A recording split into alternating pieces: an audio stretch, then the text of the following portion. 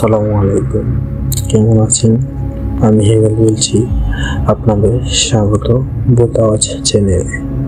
আমাদের ভূত আওয়াজ চ্যানেল নতুন, দয়া করে সবাই সাবস্ক্রাইব করবেন এবং লাইক কমেন্ট শেয়ার করে দেবেন। বন্ধুরা, যদি আপনারা সাথে থাকেন তাহলে আমরা যেতে চাই বহুদূর। আমি হেমেল আজ আপনাদের সাথে প্রথম সত্য একটি ঘটনা শেয়ার করব ভূত আওয়াজ চ্যানেলে। আশা করি সবার এই ঘটনাটি ভালো লাগবে। ঘটনাটি পাঠিয়েছেন এক ভাই, যার নাম সুজন।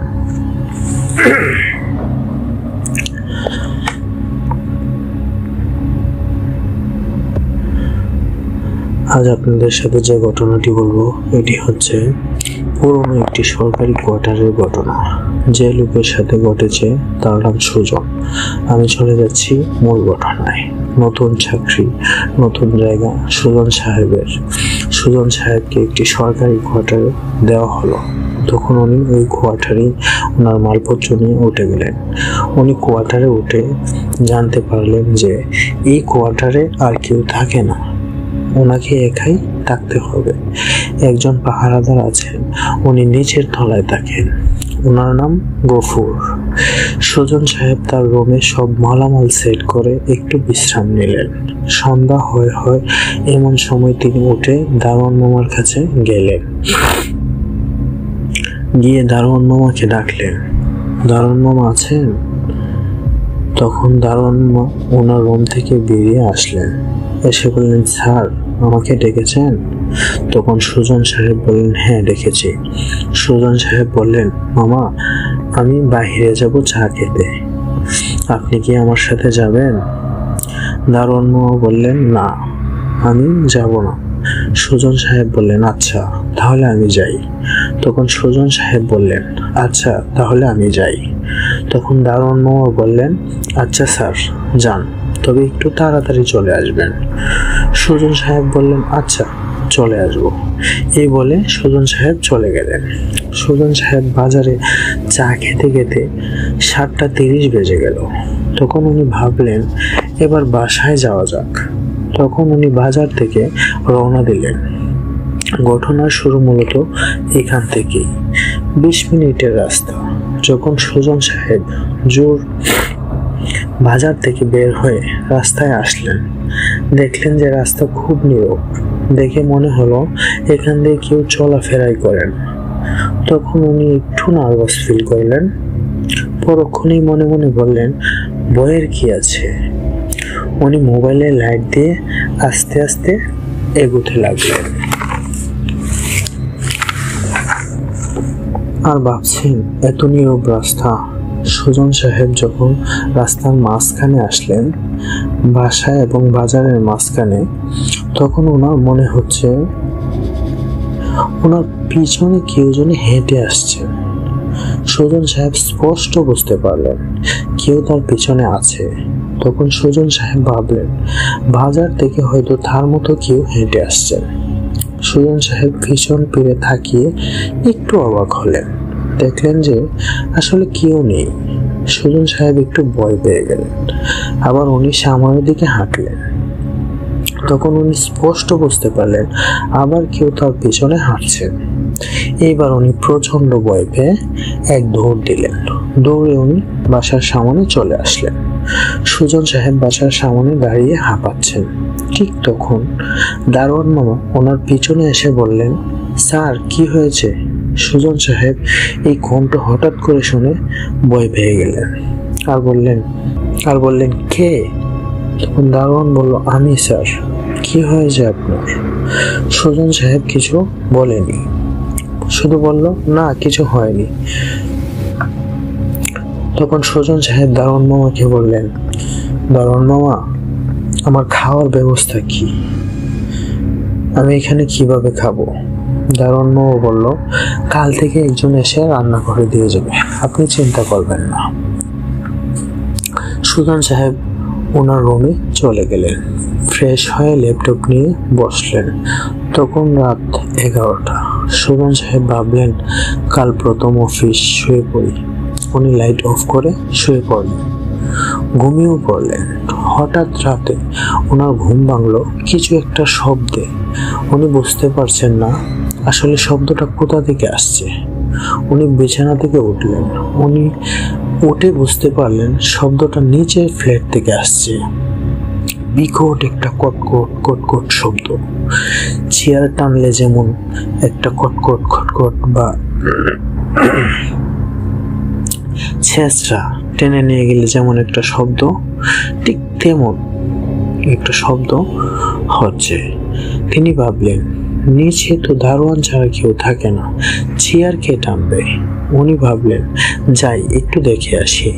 তখন সুজন সাহেব দরজা খুললেন, দেখলেন সিঁড়িগুলো অন্ধকার। উনি একটু ঘাবড়ে গেলেন, কারণ সিঁড়িতে লাইট ছিল।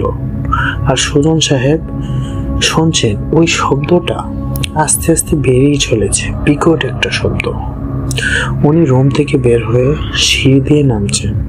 তখন উনি আবছা আলোয় দেখতে পেলেন কেউ একজন সিঁড়ির মাথায় দাঁড়িয়ে আছে। উনি ভাবলেন দারোয়ান। তিনি বললেন কে ওখানে? এটা বলার সাথে সাথে সুজন সাহেব দেখলেন ওই লোকটা দৌড়ে কোথায় যেন চলে গেল। তখন উনি একটু ভয় পেয়ে গেলেন এবং নিচে নামলেন। সুজন সাহেব দেখলেন দারোয়ানের পাশের রুম থেকে শব্দটা আসছে। উনি সাহস করে ওই রুমের সামনে গেলেন, কিন্তু উনি দারোয়ানকে ডাকলেন না। দেখলেন ওই রুমের দরজা খোলা। সুজন সাহেব ভাবলেন চোর এসেছে হয়তো, কারণ সন্ধ্যার সময় যখন উনি এখানে ছিলেন তখন ওই রুমের দরজা তালা দেওয়া ছিল। উনি রুমের সামনে দাঁড়িয়ে বললেন কে রুমে? তখনও শব্দটা ছিল। উনি মোবাইলে লাইট জ্বালিয়ে রুমের ভিতরে ঢুকলেন। তখনই সব শব্দ বন্ধ হয়ে গেল। সুজন সাহেব প্রচন্ড ভয় পেয়ে বললেন কে রুমে? কিন্তু কোনো শব্দ নাই। ওনার চারদিকে লাইট ধরলেন, দেখলেন কেউ নেই। উনি এবার সত্যি একটু ভয় পেয়ে গেলেন। ভাবলেন এতক্ষণ এত শব্দ, এখন কেউ নেই। তখন উনি আবার ওনার রুমে চলে আসলেন। রুমে এসে দেখলেন ওনার সারা শরীর ঘামে ভিজে গেছে, কিন্তু ঘেমে যাওয়ার কথা নয়, এতটা গরম ছিল না। উনি কিছু চিন্তা না করে চুপ করে লাইট অফ করে শুয়ে পড়লেন। শুয়ে ভাবছেন কি হলো এটা। উনি যাওয়ার পর বুঝলেন ওই রুমে কেউ ছিল, কিন্তু উনি কাউকে দেখতে পেলেন না। সত্যি কি কেউ ছিল? আর সিঁড়ির মধ্যে বা কে ছিল? এসব ভেবে উনি প্রচন্ড ভয় পেতে লাগলেন। ঠিক তখনই সুজন সাহেবের মনে হচ্ছে ওনার রুমে একটু পচা গন্ধ গন্ধ লাগছে। আবার উনি একটু আন্দাজ করতে পারলেন ওনার রুমে কেউ যেন আছে। তখন উনি খুব ভয় পাচ্ছেন, নিঃশ্বাসটাও নিতে ভয় পাচ্ছেন। সুজন সাহেব তাকিয়েছিলেন। উনি আবছা আলোয় দেখতে পেলেন ওনার দরজার সামনে কেউ একজন দাঁড়িয়ে আছে। এটা দেখে ওনার মুখ দিয়ে কোনো আওয়াজ বের হচ্ছে না, মনে হচ্ছে সারা শরীর অবশ হয়ে যাচ্ছে। সুজন সাহেব দেখলেন দরজার পাশে যেটা দাঁড়িয়ে ছিল ওটা আস্তে আস্তে সুজন সাহেবের দিকে হেঁটে হেঁটে আসছে। সুজন সাহেবের তখন ভয়ে চোখ দিয়ে পানি পড়ছে, কিন্তু বলতে পারছে না। ওই জিনিসটা হেঁটে হেঁটে ওনার পায়ের কাছে দাঁড়ালেন। সুজন সাহেব দেখলেন ওনার চোখগুলো আস্তে আস্তে লাল বর্ণ ধারণ করছে। সুজন সাহেব বুঝতে পারলেন এটা যেই হোক ওনার দিকে রাগে তাকিয়ে আছে। এইবার উনি দেখতে পেলেন আবার ওই লোকটা হেঁটে হেঁটে ওনার মাথার কাছে আসতে লাগলেন। তখন সুজন সাহেব এমন ভয় পেলেন যেন দুনিয়াতে তার মতো অসহায় আর কেউ নেই। তখন সুজন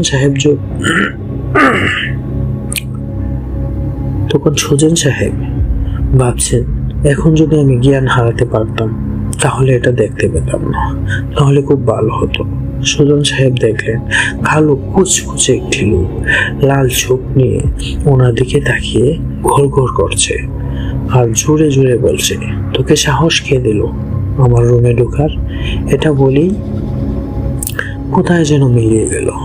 তখন সুজন সাহেব বুঝতে পারলেন যে তার আর শরীরে কোনো খবর পাচ্ছেন না। তখনই সুজন সাহেব জ্ঞান হারালেন। সুজন সাহেবের মুখে একটি থুতু দিলেন ওই লোকটা। তখন সুজন সাহেব আর কিছু মনে ছিল না। হঠাৎ সুজন সাহেব শুনতে পেলেন দরজায় কেউ ডাকছে। উনি বুঝতে পারলেন যে সকাল হয়ে গেছে, দারোয়ান আমাকে ডাকছে। উনি উঠবেন, দেখলেন শরীরে ব্যথা। তা উঠে দরজা খুললেন।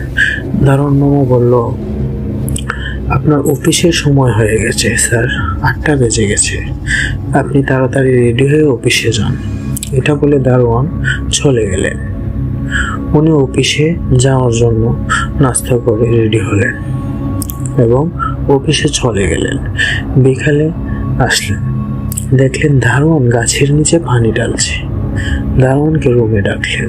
সুজন সাহেব বললেন দারোয়ান মামাকে, আচ্ছা মামা, এই বাসায় কি কোনো সমস্যা আছে? দারোয়ান বলল, কেন মামা? তখন সুজন সাহেব বললেন, না, এমনি জিজ্ঞেস করলাম। দারোয়ান বলল, না, এই বাসায় তো কোনো সমস্যা নেই। এই কথাটা শোনার পর সুজন সাহেব বললেন, সত্যি বলছেন তো? তখন দারোয়ান মামা একটু রাগান্বিত হয়ে বললেন যে হ্যাঁ, আমি এখানে অনেক দিন যাবৎ থাকি, এখানে কোনো সমস্যা নেই। এই কথা শুনে সুজন সাহেবের একটু সন্দেহ হলো দারোয়ান মামার উপর। বলল, ঠিক আছে, আপনি যান। উনি মনে মনে ভাবলেন দারোয়ানের প্রতি একটু নজর রাখতে হবে। তখন উনি ফ্রেশ হয়ে বের হলেন।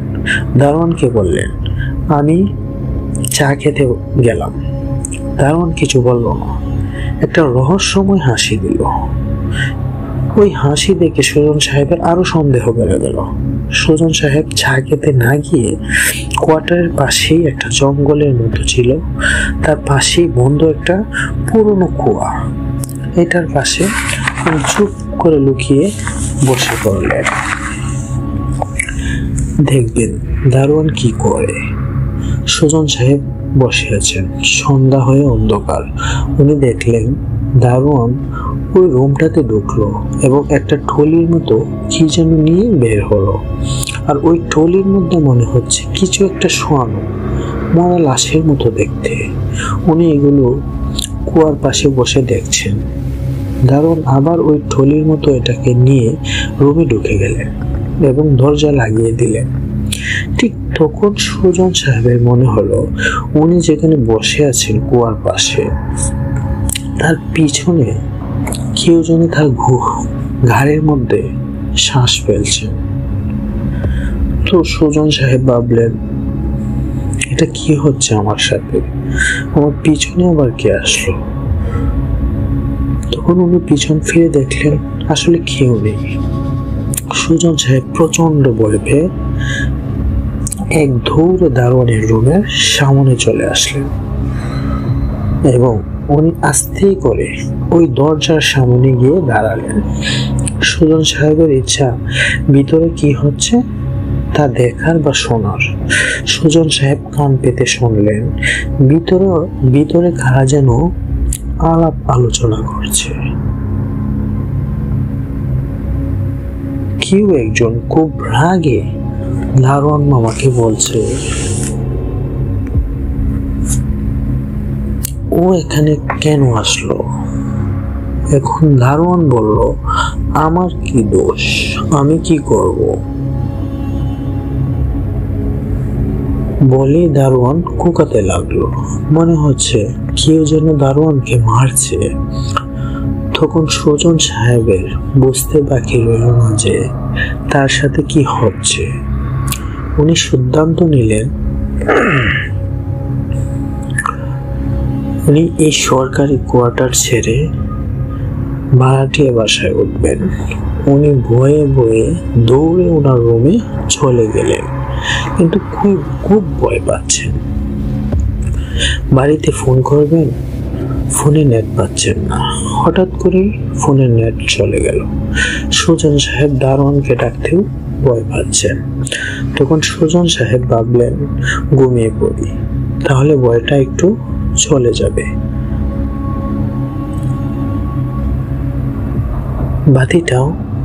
রাতটাও তো কাটাতে হবে।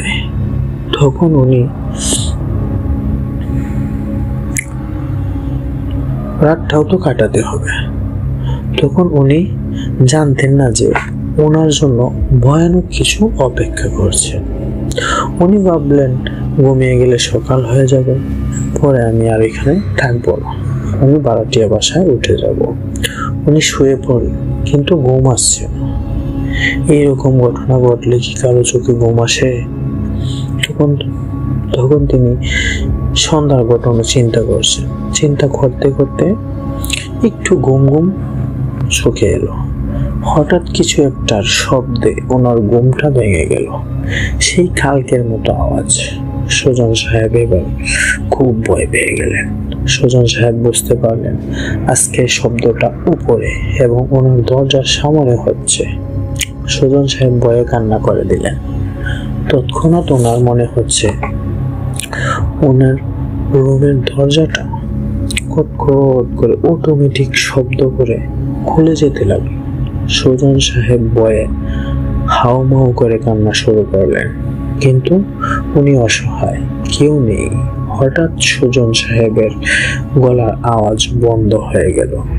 উনি দেখলেন বাসার দারোয়ান একটি টলি নিয়ে সুজন সাহেবের রুমে ঢুকছে। ওই যে সন্ধ্যাবেলায় যেই টলিটা উনি দেখেছিলেন, সেই একই রকম টলি। এটা দেখে উনি ভয়ে হা করে তাকিয়ে আছেন, কিন্তু কিছু বলতে পারছেন না। ওনার শরীর অবসরের মতো হয়ে আছে, শুধু তাকিয়ে আছেন। কিছু বলার শক্তি ওনার শরীরে ছিল না। ওনার চোখ দিয়ে পানি পড়ছে। সুজন সাহেব দেখলেন চোখ ততটাই লাল, কাল যেমন উনি রাতে ওনার রুমে দেখেছিলেন। আর ওই ট্রলির মধ্যে একটা লাশ শোয়ানো, সাদা কাপড় দিয়ে মোড়ানো। দারোয়ান লাল লাল চোখে তাকিয়ে সুজন সাহেবের কাছে আসলেন। আস্তে আস্তে ওই টলি টেনে ওনারা সুজন সাহেবের মাথার কাছে আসলেন। এসে লাল লাল চোখ নিয়ে দাঁড়িয়ে রইলেন। আর সুজন সাহেব অসহায়ের মতো এই ঘটনা দেখে যাচ্ছেন। তখন দারোয়ান বলল, তোকে আজ কেউ বাঁচাতে পারবে না। দারোয়ান এই কথা বলে হা হা করে হাসতে লাগলেন। তখন ট্রলির মধ্যে যে লাশটা ছিল ওটা আস্তে আস্তে উঠে বসলো। সুজন সাহেব স্পষ্ট দেখতে পেলেন মৃত লাশ আবার উঠে বসছে। এটা দেখে সুজন সাহেব ভাবলো, আজ আমার শেষ দিন। লাশটা উঠে বসে হাসতে লাগলো আর বলতে লাগলো, এটা আমার বাড়ি, আমার ঘর, এখানে কেউ থাকতে পারবে না। ওই লাশটার বিবরণটা ছিল কালো, কুচকুচে, পুড়ে গেলে যেমন একটা ঝলসানো ভাব, ঠিক তেমন ছিল তার মুখটা। সুজন সাহেব তখন জ্ঞান হারাবেন এমন অবস্থা। তখন দেখলেন ওনারা আস্তে আস্তে দারোয়ান আর ওই খাটিয়া বা ঠলি ওটা নিয়ে আস্তে আস্তে দরজা দিয়ে বের হতে লাগলেন।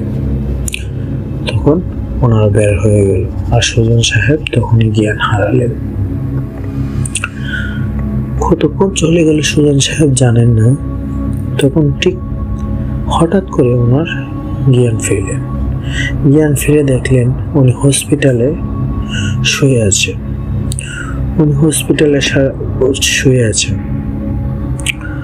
উনি চোখ খুলে দেখেন ওনার পাশে ওনার বাবা, ওনার মা সবাই বসে আছেন। সারা শরীরে আঁচড়ের দাগ আর ব্যথা। তখন ওনার মা বললেন, সুজন, কি হয়েছে তোর? তারপর সুজন সাহেব বললে, আমি এখানে কেন? তখন সুজনের মা বললেন যে তুই তো অজ্ঞান হয়ে রুমে পড়েছিলি, তখন তোকে হসপিটালে নিয়ে আসা হয়, আমাদেরকে খবর দেওয়া হয়, আমরা আসি। তখন সুজন সাহেব সবাইকে সবটা ঘটনা খুলে বললেন এবং দারোয়ানকে ডেকে আনলেন এবং দারোয়ানকে জিজ্ঞেস করলেন, দারোয়ান মামা, ওই বাড়িতে কি কোনো সমস্যা আছে? আমার সাথে এমন কেন হলো?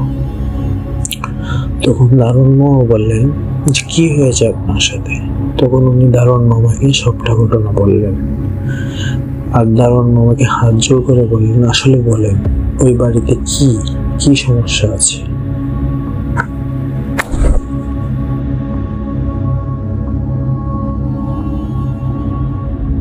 একজন ফ্যামিলি নিয়ে থাকতো। যুদ্ধের সময় ছিল তখন। ওনার ছিল 2 মেয়ে ও 1 ছেলে। তখন আমি ওখানেই থাকতাম। খুব সুখের সংসার ছিল ওনাদের, খুব ভালো দিন যাচ্ছিল। হঠাৎ যুদ্ধ শুরু হয়ে গেল। ঠিক তখনই পাকিস্তানিরা ওই বাড়ি দখল করে এবং ওই ভাইকে, যিনি চাকরি করতেন, তাকে এবং তার ফ্যামিলিকে আটকে দিলেন এক রুমে। ওনার 2 মেয়ে বড় ছিল এবং খুব সুন্দরী ছিল। ওনার বউ খুব সুন্দরী ছিল। আমাকে ওনারা আটকে দিলেন। আমাকে দিয়ে ওনারা সব কাজ করাতেন, বাজার করা থেকে রান্নাবান্না সব কাজ। আর ওই 2 মেয়ে এবং মাকে দিয়ে শুধু রান্না করাতেন। আর রাত হলেই চলতো 3 মা ও মেয়ের উপর শারীরিক অত্যাচার। এসব দেখে ওই মেয়ের বাবা একদিন গলায় দড়ি দিয়ে আত্মহত্যা করলেন। তখন ওই পাকিস্তানিরা ওনার লাশ সামনের কুয়াতে ফেলে দিলেন। ঠিক 3 দিন পরে ওই মেয়ে ও তার মা আমাকে ডেকে আস্তে করে বললেন, বাজার থেকে আমাদেরকে একটু বিষ এনে দিবেন। আমিও কিছু চিন্তা না করে ওনাদেরকে বিষ এনে দিলাম। ভাবলাম হয়তো ওনারা পাকিস্তানিদের খাওয়াবে, কিন্তু না। সকাল হতেই শুনি যে ওই 2 মেয়ে এবং মা বিষ খেয়ে আত্মহত্যা করলেন। ওনার সবাই বিষ খেলেন। এই দৃশ্য দেখে খুব কেঁদেছিলাম ওই দিন, কিন্তু অসহায় ছিলাম আমি। কিচ্ছু করার ছিল না। যুদ্ধ শেষ হলো, সবাই চলে গেল, আমি একা রয়ে গেলাম। আমার ভিটা বাড়ি ছিল না, আমি ওখানেই থেকে যাই।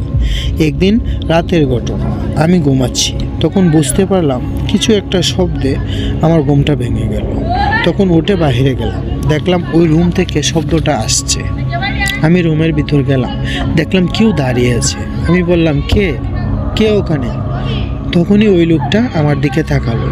দেখলাম সেই লোক যিনি গলায় দড়ি দিয়েছিলেন, পুরোপুরি মানুষ। আমি খুব ভয় পেয়ে গেলাম। বললাম, স্যার আপনি এখানে? তখন উনি বিকট জোরে হাসতে লাগলেন এবং ওনার চেহারাটা আস্তে আস্তে ভয়ানক রূপ ধারণ করল এবং বলল, আজ থেকে এখানে আমি আর আমার ফ্যামিলি থাকবো, আর কেউ থাকতে পারবে না। এরপর থেকে উনি প্রায়ই আমার সাথে কথা বলতেন এবং বলতেন, ভয় পাবি না, আমিও আছি। আস্তে আস্তে ভয় কাটিয়ে উঠতে লাগলাম। এরপরে এখানে অনেকেই এসেছে আপনার মতো, কেউ থাকতে পারেনি। তখন আপনি আসলেন। ওই ঘটনা বলে দারোয়ান চলে গেল। এরপরও সুজন সাহেবকে বাড়িতে নিয়ে আসা হলেন, কিন্তু ওনার জ্বর কোনোভাবেই কমছে না। আর ওনার আঁচড়ের দাগগুলো থেকে সবসময় পানি পড়তে থাকলো এবং উনি সবসময় ভয় পেতে থাকলেন। বাবা মায়ের একমাত্র ছেলে ছিলেন সুজন সাহেব। বাবা মা এমন কোনো চিকিৎসা বাকি নেই যা করার। হঠাৎ একদিন সুজন সাহেব গলায় দড়ি দিয়ে আত্মহত্যা করলেন এবং অঝরে জ্বরে গেল একটি প্রাণ। তো বন্ধুরা, এই ছিল আমাদের ঘটনাটি কেমন লেগেছে আপনারা অবশ্যই কমেন্ট করে জানাবেন এবং আমাদের সাথে থাকবেন। ধন্যবাদ সবাই।